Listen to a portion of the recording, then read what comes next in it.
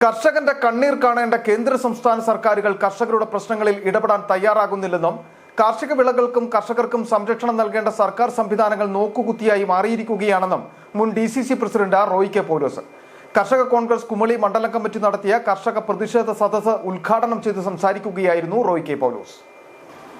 കാർഷിക വിളകൾക്ക് ലഭിക്കേണ്ട അടിസ്ഥാന വില നൽകാൻ നാട്ടിൽ സംവിധാനമില്ല. അഴിമതിയും ധൂർത്തും നടത്തി മുന്നോട്ടു പോകുന്ന സർക്കാർ സംവിധാനങ്ങൾ മാത്രമാണ് കേരളത്തിലുള്ളത്.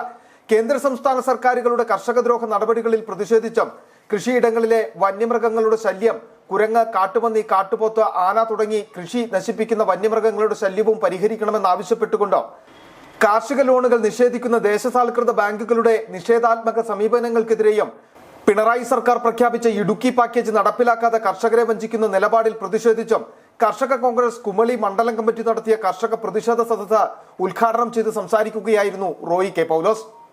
പലരും പറയുന്നത് എന്താ, ഞങ്ങൾ ഇത് വന്ന് തുറന്നു വെച്ചില്ലെങ്കിൽ ഞങ്ങൾ ഒരുപാട് പേരോട് മറുപടി പറയേണ്ടി വരും.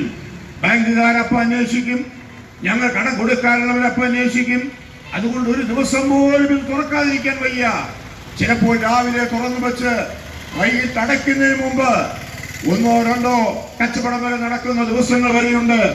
അത്ര ദയനീയമായ അവസ്ഥയിലാണ് പല സ്ഥാപനങ്ങളും. കർഷക കോൺഗ്രസ് കുമളി മണ്ഡലം പ്രസിഡന്റ് സനു പുതുപ്പറമ്പിൽ അധ്യക്ഷത വഹിച്ചു. DCC general secretary Shaji Payyanadath മുഖ്യപ്രഭാഷണം നടത്തി.